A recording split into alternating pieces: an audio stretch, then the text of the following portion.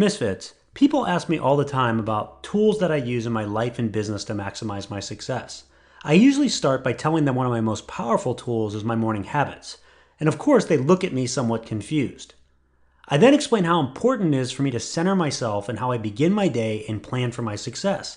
It's critical to consistent high performance. And it doesn't take me long, about 5 or 10 minutes, because I use a great resource called the 5-Minute Journal. The 5-Minute Journal is the simplest, most effective way I've ever found to start your day in the right mindset, doing the right things, and set yourself up for success. And it is exactly what it says, a 5-minute exercise you can do each day. Let me ask you, if you could reach your next level in your life and business by spending just 5 minutes of focused time a day, would you do it? I bet you would. And I know it works because I've experienced the power of it. And you can get your 5-minute journal simply by going to www.misfitentrepreneur.com/journal. That's misfitentrepreneur.com/journal. Do what I do. Use this amazing resource to give yourself an edge in your performance and your success. Get your 5-minute journal today.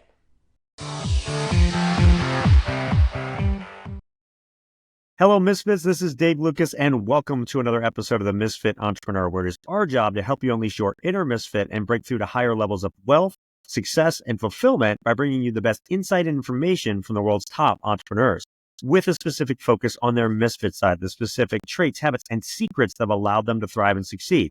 As a reminder, if you are new to watching us on our YouTube channel, hit the subscribe button below. Give this video a like and comment as well. We do our best to respond to all comments as timely as possible. This week's Misfit Entrepreneur is David Brier. When CEO Magazine published its article, Words of Wisdom from the World's Greatest Branding Experts, it had quotes from Elon Musk, Jeff Bezos, Warren Buffett, Gary Vaynerchuk, Seth Godin, Richard Branson, and tons of other brilliant business leaders. But leading the list was David Brier.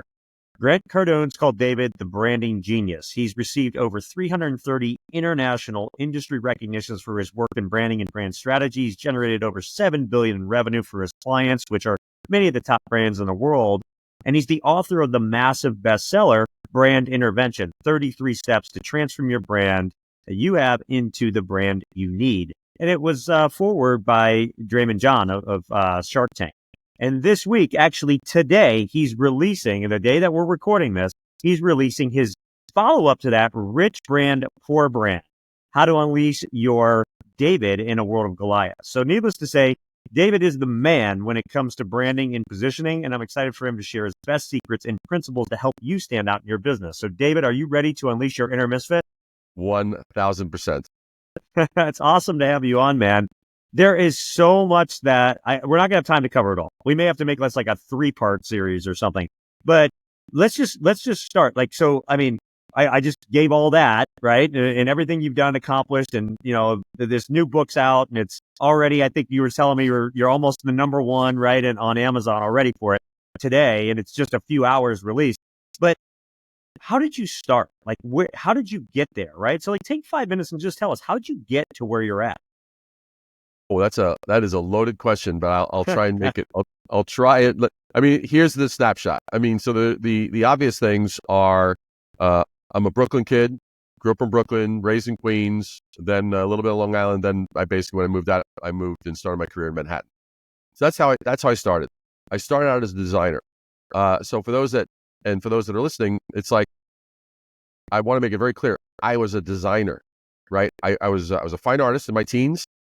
I did not go to business school. I learned everything I learned as an entrepreneur in real time. The good, the bad, and the ugly, right? And so it's like, oh, that didn't work. Oh, that did work. Because the interesting thing about a lot of the overall educational model is they're focused on teaching us a skill or stuff that we can parrot back, as opposed to you and I being able to, how do we think on our feet? How do we handle an objection? How do we negotiate? How do we zig when others zag? I mean, these things that you have to, if you're going to survive in business, you've got to know those things. Probably better than the actual skill that's your specialty. And so, I was always inquisitive. I was always curious, and I was always definitely a mischief. And one thing I have to say before I forget, I love the fact you talk about unleashing your mischief, your misfit, because my new book, I have to say this: How to Unleash Your David in a World of Goliaths is the subtitle. So I love your use of the word unleash, because it's a great word when used Uh-huh. properly.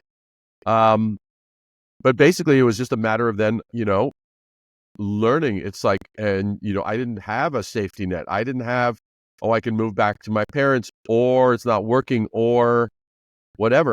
So I had a very strong survival instinct, and was not scared of work. So I just basically leaned in and started to refine, because I didn't choose the path of working. I didn't like the agency culture, the ad agency culture. Didn't like that. Right. The design culture was a very different culture in terms of the design firms. That was a little more Upper East Side. If you know New York, it's like definitely it was more a little more proper, a little more the ties are dressing more fashionably. But these were cultures that were not. They weren't my neighborhood. They weren't like my vibe. So I basically was like, okay, what can I bring to the table? That's the shortest answer I can give you. Well, so was there an aha moment or a time where like it really clicked to be like, okay, branding's the place to be, right? Because there's design, but then there's branding, right? Because 100%. it encompasses a lot more than just that. So was there, like maybe a client or something that really clicked and you were like, oh, this is it. I've got it. And that's set you down the path? There were two aha moments. So first, I was planning when I was in college, I was planning on being an illustrator. But literally in my last semester of college, I saw a publication that was done by this design legend who I was unaware of at the time. And I saw this work. I had never in my life seen the level of craft, intellect, ingenuity, humor, wit, and all that tied into design. I was like, holy crap. I was shocked. So that was the first thing. So that was the first pivot. I was like, wait a second. I want to be a designer, because an illustrator, that's like doing one piece of the puzzle, right? And handing it off. So that was the first pivot. And then after doing that for probably about 5, 6, or probably 7 years, and I was like the go-to guy for logo design and all this kind of stuff. And this is all pre-computer, by the way. All Right. this logo. So it wasn't like you learn software. This is all doing stuff with tools and devices I could mention here, and people go, what the hell is he talking about? I got to Google that. I won't even mention them. But the bottom line is, it's all pre-computer. But I looked and I was like, and I became aware of this book called Positioning: The Battle for Your Mind. I think that's what it's called. But it was the positioning book. It's like anybody who's been in business knows the positioning book by Reese and Trout. And I read that and I was like, holy crap, there's a bigger game here. So now all of a sudden I saw, so just as illustration was a part of design, design was a part of this bigger thing. Because around that time, there were brands like Nike, who was engaged in a level of narrative that no sneaker company had ever been before. Converse never talked that way. Heads never talked that way. Puma, Adidas, none of it. And then Apple, so I looked at these two things. I'm like, there's something special going on here. There's something much bigger. They're bringing together story, narrative, feeling, aesthetics, design, all these things. So I started to see where design fell. And that's when I really made a very conscious decision to say, I want to start to embrace this bigger responsibility of branding. No, I love it. And that it actually leads me to where I want to begin, because I want to start high level and then go deep into stuff, right? So loaded question, admittedly, but define branding. What is branding? Okay. So it's a 4-word answer, but I want to preface it with this. When I wrote Brand Intervention, this baby, which after 2 days it became a number one bestseller. It was like awesome. It was like, wow. It was like incredible.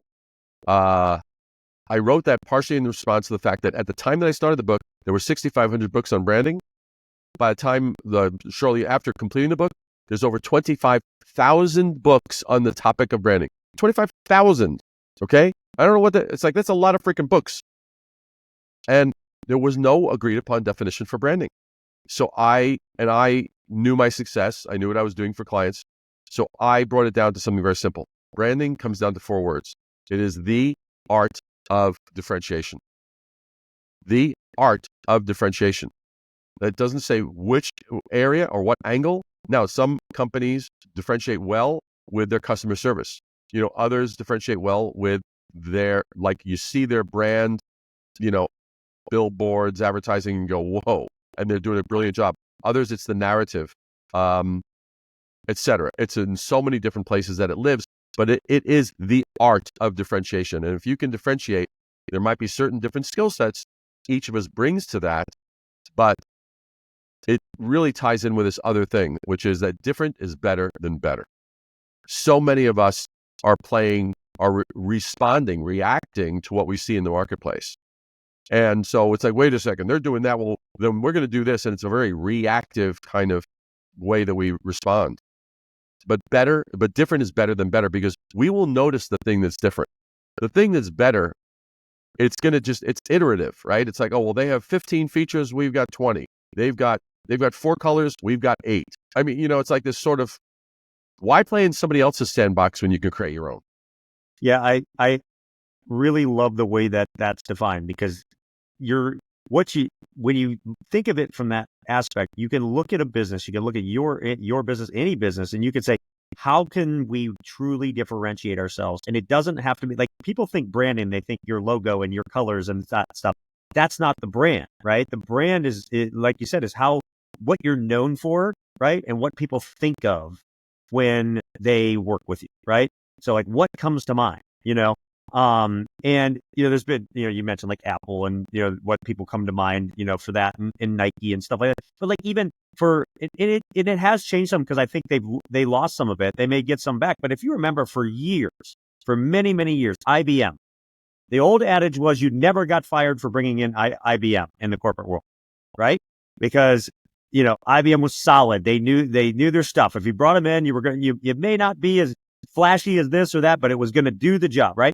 Like, that was their brand, right? And so that's how you differentiate yourself. And so that really is a great way to start. Now let's dig into some of these things. I saw an article that you wrote on, let me get it right, first principle thinking. And I think you said it was like the strategy for brand disruption, right? Like, it's what people need to be thinking. Like, is that what this is? Is that the principle, or is there something else to it?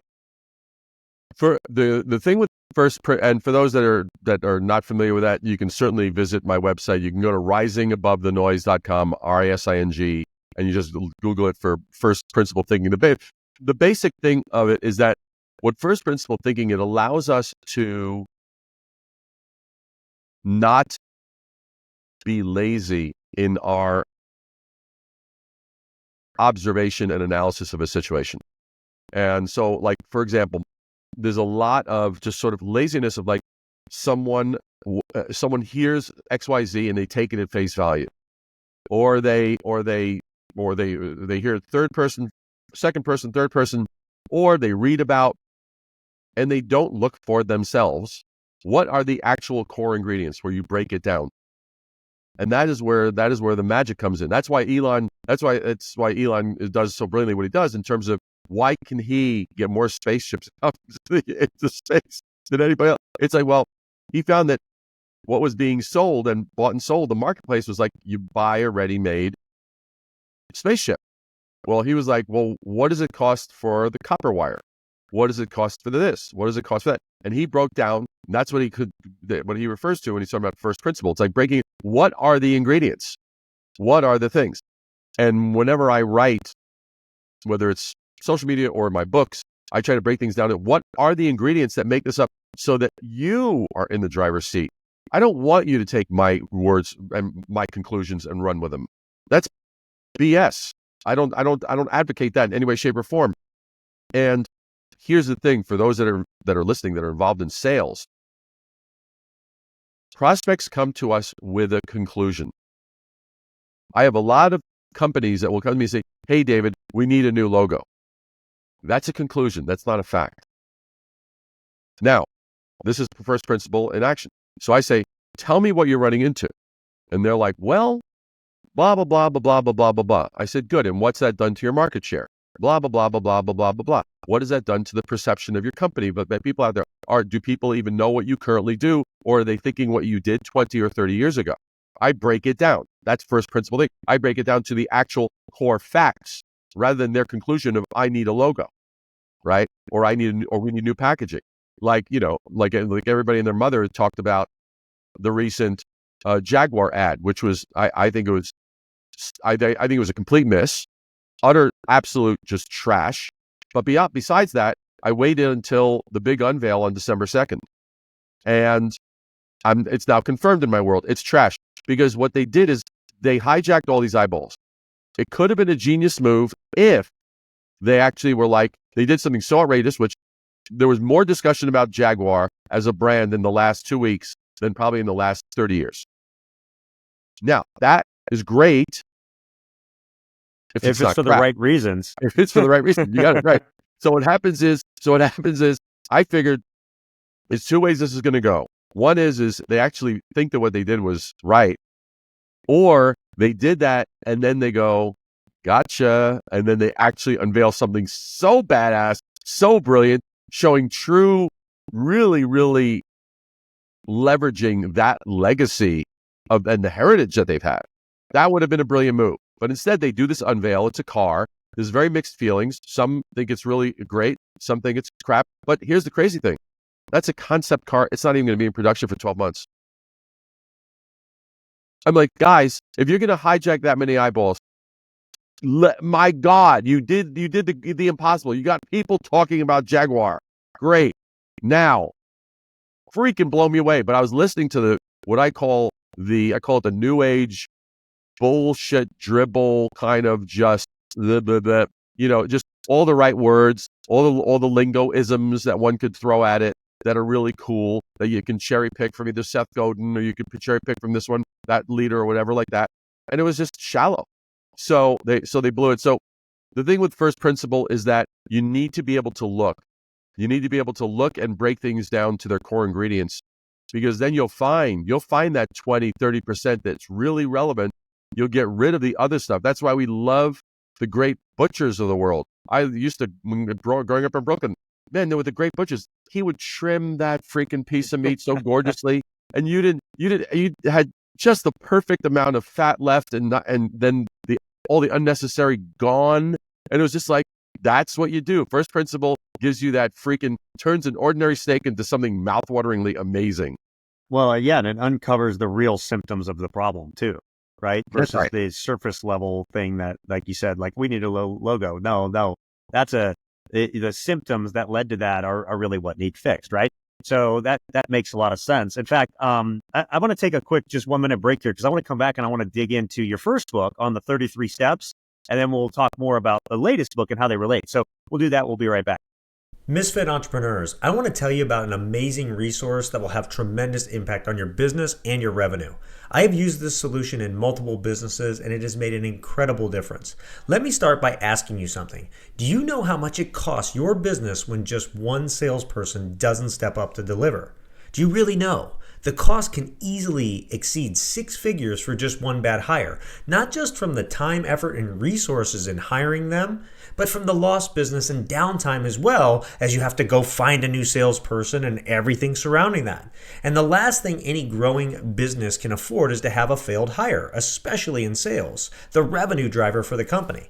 But what if there was a way to know someone checked all the boxes of a great sales hunter and closer before you ever hired them? That's the solution that I found from a company called Sales Drive. They have created a solution called Drive Test. It's a powerful hiring tool that separates high-performance salespeople from pretenders by measuring the most critical personality trait needed for success in sales: drive. Drive is composed of 3 non-teachable traits shared by all top producers: the need for achievement, competitiveness, and optimism. And knowing who has drive before the interview dramatically increases your chances of selecting salespeople who will produce for you while avoiding those costly bad hires. I've used the solution and it works. In fact, it works so well, I've referred them to every company that I work with. And they've created a very special offer so that you can try them for free as well. You can get a free drive test assessment today at www.misfitentrepreneur.com/sales drive. That's misfitentrepreneur.com/sales drive, all one word. Start using the drive test in your hiring and never hire a bad salesperson again. All right. So, David, before the break there, we were talking about obviously first principle. And, I know that bleeds into the 33 steps to transform your brand in that. But like, what are some of the most important principles from that book that, like, even today, like entrepreneurs can maybe that are listening and watching this can like take action on and actually make a difference for themselves to start differentiating, right? What are some of those things? Okay. Well, so I would say probably the highest level that I would say is that people, when they're like, hey, oh, we just got to be different. Right. And I'm like, I mean, that was one thing I heard after the book came out. And I was like, that's what you get out of it. You just got to be different. And so I have a line that I say with a little twinkle in my eye. It's a little sarcastic, but it's true. I say, not all differences are the same. And Yep. so the thing is that what I basically do is I say, like, look, guys, you can't tell me that just being different is going to result in an outcome that you actually Well, your like. Jaguar example is a great, it's a great example of that, right?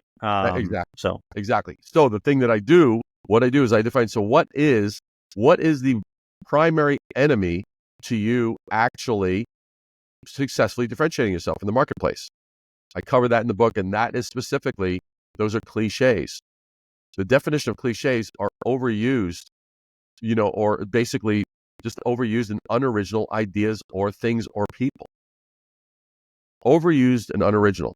So, and I oftentimes will have to tell a client this. I'll have to say, look, I'll be doing my deep dive with them, and I'll say, so tell me why I, as a prospect of your service or product, why should I care?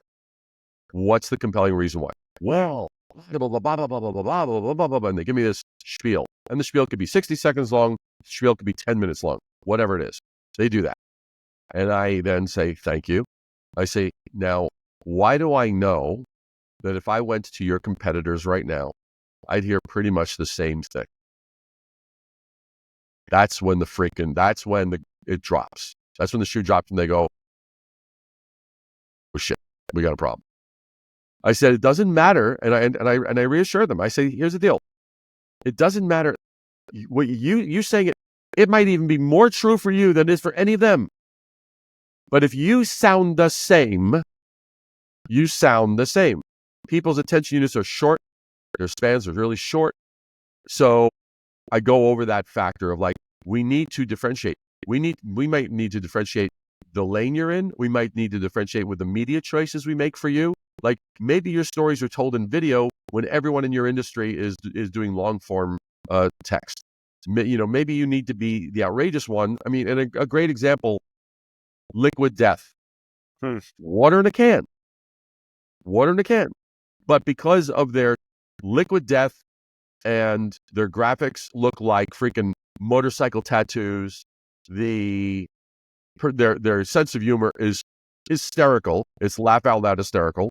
So their copywriting is brilliant. They do the craziest pranks. They even recently did a thing with a water. I think it was a water cooler, not a water cooler. It was a like a freezer, like a sort of a freezer type thing. And it looked like a coffin. They made it look like a coffin, and they made one for a successful winner. But the thing is that kind of differentiation. But it was all gauged against, we don't advocate water and plastic because of plastic, landfills, etc. So we're going to put it in can. Now, they could have said that, and that would have been boring. But coming out with Liquid Death, right? Murder your thirst, and all of that, bang, that used differentiation successfully, and it didn't fall into that lane of that, what I call the sea of sameness, where they just sound like, smell like, taste like, because passion, here's another point covered in the book, passion is not a differentiator. Made in the USA is not a differentiator. Being the next Uber of is not a differentiator. Okay, everyone else and their mother is saying that. Being, or if you're some kind of consultant, let's say you were going to, I want to advise people on how to use LinkedIn. Well, there's only a gazillion LinkedIn experts. So to say, I'm the LinkedIn expert. Okay, so that's cliche. You're going to just blend in. So that's the point. Yeah, and great examples and all that. Liquid Death's $1 billion brand off that, right? And I think how does somebody get away from it though? Because it's the natural tendency to go there. Like, and that's what makes brands stagnant. Like, so let's say somebody's listening to this, like, oh crap, we're doing all that stuff. Like, right? now I got to start thinking about differentiation. Like, how do I really differentiate? Like, how do you revive a stagnant brand? You've Well, done it, so many times. Like, how do you yeah, do I've done it it? so many. Here, well, I will tell you, the first knee-jerk reaction is the exact question you asked. How do we differentiate ourselves? Which is Right. the singular worst question that you can ask yourself. Hey, everybody, we had a quick camera snafu on my end there. So I had to switch to another camera that's on this screen over here. You get to see my library behind me now, but back with David Brier, and we were just getting into how to revive a stagnant brand. So, David, why don't you go ahead and pick up where we left off there? Totally. So the basic thing is that you had asked like, well, how does one actually differentiate themselves, et cetera, et cetera. That's generally like the singular worst question, and first of all, it's the most common question asked, and it's the worst because your brand. Here's something that I cover a lot in the new book, which is that your brand lives out there, but it comes to life in here, in the business with the people, right? So, but it lives out there, but it comes to life in here because of the culture and all of all the skill sets and the camaraderie and the synergy and all the various things that are happening in the brand itself. But the basic thing is this: the conversation to our prospect's door starts at their front door, not at ours. That's why that question of, hey, so how do we make ourselves different? How do we, it's kind of like, we hear that all the time, online. It's even in political campaigns, one party fails and this, that, the other, and they go, well, we need to change our message. Your message ain't the problem, bud. Wrong place to look at. So similarly in this, it's like, well, how do we come across as different? No, you need to first take assessment of the noise out there. That's why my domain is risingabovethenoise.com, because there's noise out there. We live in a very, very noisy world. Take your pick, whether it's the number of texts we get, the number of ads we get, the number of social platforms that we go, or we binge watch and all of a sudden, we're on Instagram and 45 minutes have passed and we're like, what the hell? Right? Anyway, distraction, lots of noise. So the thing that first has to happen is you first have to take, and it very much aligns to the first principle that we're talking about. You first have to go, okay, so what is the noise level out there? Because unless we have inventory and knowing what is the noise level, how are we going to successfully compete and make any informed decision to say, you know what? Everyone's screaming, so we're going to actually whisper. Everyone's being, very superficial. We're going to actually do it differently. I remember when Apple came out with its retail stores, there were all these naysayers. Oh, it's going to fail. No tech company's ever done that. That's ridiculous. But yet still today, they sell more per square foot than any other retailer on earth, right? It's sick. Their statistics are off the charts. But I love what they did. Instead of creating, like, you go to a Best Buy, what do you see? You see 45 laptops. You see 25, dishwashers. You see 30, clothes cleaning, for dryers and washers and whatever. But it's just assembly line stuff. And it's noisy visually. Let's look from a consumer standpoint. It's like, how do I decide? How do I decide which camera to get? How do I decide what headphones to get? And it's just like an overload, a tsunami of just. So you have to first take inventory where your brand lives. How do your buyers consume? Where do they consume? How are you going to come out and really be different? There's even a simple brand. Some listeners might know it, but there's a brand, there's a Duluth Trading Company. Mm-hmm. And I'm a big fan of their advertising because they sell overalls and they sell stuff for, farmers and blue collar workers and outdoor activities and all kinds of stuff. Nothing particularly sexy. There's no other brand that necessarily has that. But if they said, hey, we've got better overalls, they'd be doing that, what we talked about earlier. It's like, well, no, if different is better than better. And there's an example, it's perfect. They have these 15-second ads. And if you haven't seen them, I would invite anyone listening to this to go to YouTube, type in Duluth Trading, and look at some of their ads. They're about 15 seconds long. They're always black and white.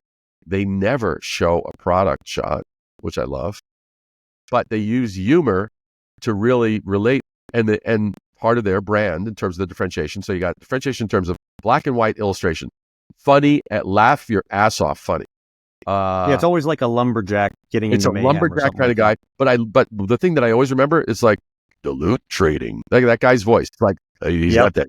he's got that grizzly voice. It's like you get a vision of what this guy looks like just by his voice. A dilute trading, that sort of grizzly thing. And it's like, it's between beer and cigarettes. It's like he's just hanging on the porch, And so but that's the kind of thing. It's like they looked at the noise out there. They didn't, instead of playing the game like we're going to show sexier, cooler, hipper, Gen Y or Gen Z or Gen this or Gen that or kind of, stuff. They chose a lane that they could own because you can own your lane. And sometimes you need to create your own new category to do that. Yeah, no, that's a really great example and a great point. Where does story fit into all of this? It has to weave through it all, right? Through it all. I was once speaking to a designer turned marketer who had me as a guest on his podcast. And he says, so David, so when do you decide to like do the design? Like at the beginning or like later or what? And I looked in disbelief. I had to bite my tongue because that was about the most fresh out of school question that it's like, dude, if you don't have a story, branding isn't lipstick, okay? It's not like which color do I like today, right? So, I was like, no, you start with the story. I bet the story's got to be founded on information, so we know what the choices are out there, and then from that observation, we're able to like now break it down and go, okay, where are we able to add a point of difference that really is truly valuable to our customer? We may have to like be really very narrow in the beginning because some of today's great brands were narrow in the beginning. Amazon started with books. Now they have everything, right? So it's kind of, but you got to start with information, but it always starts with story. The reason we're collecting information is to end up having a story that differentiates. From then we can now decide, okay, what other assets do we need to actually put into place to complete the brand? Is it the design? Is it the packaging? Is it the texture? Is it the feel? That's one of the things that I love is that I am agnostic in terms of clients, meaning that I have clients in technology, I have clients in beauty, I have clients in food, I have clients in gourmet, I have clients in hospitality, I have clients in B2B, B2C, and as well as cities. So I have a wonderful advantage because I might one day be talking to a client in Napa Valley. Right. Seeing that we've done something there that just kicked ass. And then I'm dealing with another client on the other side of the world in technology. And I'm like, why couldn't we maybe try that? What's the reason that nobody has ever done that? Because knowledge is a double-edged sword. Knowledge is great because one knows the ins and outs of something, but it's also a double-edged sword in that it can hinder one's ability to look globally at the macro and go, right, where do we fit in all the levers of life that everyone's pushing and pulling, whether it's personal or business or this, that, the other.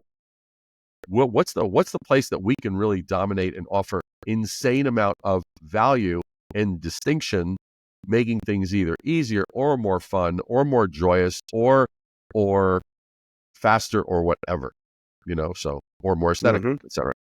It all goes back to that four-word sentence on what is branding. All right, so we now are in an age of AI, right? People are creating images. People are you're asking AI to build their brand position, all that stuff. Where does AI fit into all of this, and how should people utilize it to help them, or maybe not? AI. My short answer is AI is a digital intern,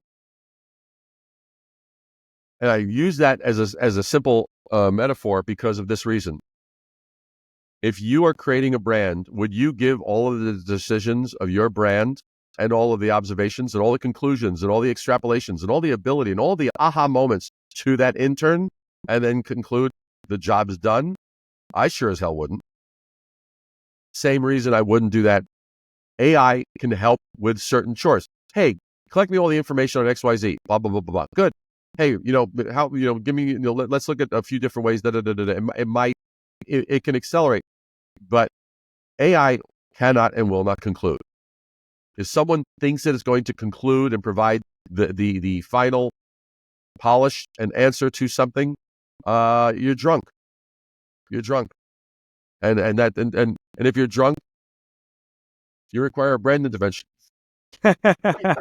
Well, I agree. It's a tool. It's another tool to use, but it's not the end all be all, right?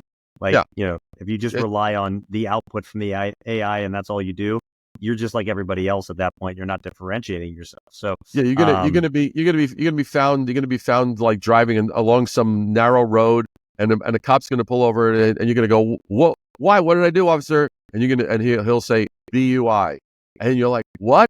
He'll say branding under the influence. That's what you were doing, dude. I looked at the wrap on your vehicle, and I could see that you were branding under the influence. Well, and that's actually, it's a great segue into rich brand, poor brand, right? So we've talked through a bunch of this stuff. You now come out, just released rich brand, poor brand. What's the premise of that? How does it fit into all this? Perfect. So the thing is that brand intervention really was written on like, here's what branding is. Here's how to succeed with it. Here are the things you need to know so you understand the anatomy, so you could put it together and you could take it apart, right? Puts you in the driver's seat. What rich brand, poor brand does is, now that you've created a brand, what are the cultural characteristics you need to have with your team, with your company, with your organization, so that you can actually sustain and maintain the brand that you created in brand intervention. So this is about the culture. This is about the interplay. This is about, we've all gone into businesses. Let's make it very simple and experiential. We've all gone into retail shops where maybe one person was nice, another person was crap. This part of the store was this part of the store was that. It was basically dysfunctional. It was like, what the hell? And you may never go there ever again. Then you go to another place where it's like everyone is on point. You get it. You feel welcome. You feel like you belong. This is hip. They get me. They anticipate my next move. Which one are you going to do business with? Yeah, of course, you're going to do business with that one. Yeah, and that's really and the thing I can tell you, I mean, because it really does lay it just tells it the best, is the table of contents. The table of contents. Everyone freaks out when they see the table of contents. This is the table of contents. This people go, oh my god. So it's literally like some people say it's like a mind map. Yeah. But the bottom line is this is the table of contents, and it shows you the different points. But the chapter titles tell you almost everything you need to know. Chapter 2, fanatical intention. Chapter 3, the power of love. Chapter 6, is shrinkage your enemy? And yes, it is referring to Seinfeld's episode. It is, the chapter 10, true expertise versus bullshit. Chapter 8, reciprocation is the super glue that bonds. Chapter 17, how to see around corners. Chapter 15, ideas have direction. Chapter 12, the answer, I don't know. Or the smartest answer, I don't know. But that's just like an example. These are the qualities. Because of this, we live at a time when I think there's been so much emphasis on the individual that it's eaten away at the power that we have as companies when we work together. So it's just kind of like, oh, you got to watch out for yourself. You got to like watch your career path, and hell with everybody else. And to me, the whole premise of the book is really that a rich brand isn't about size or industry. It's about culture. And so this is the people side of the equation.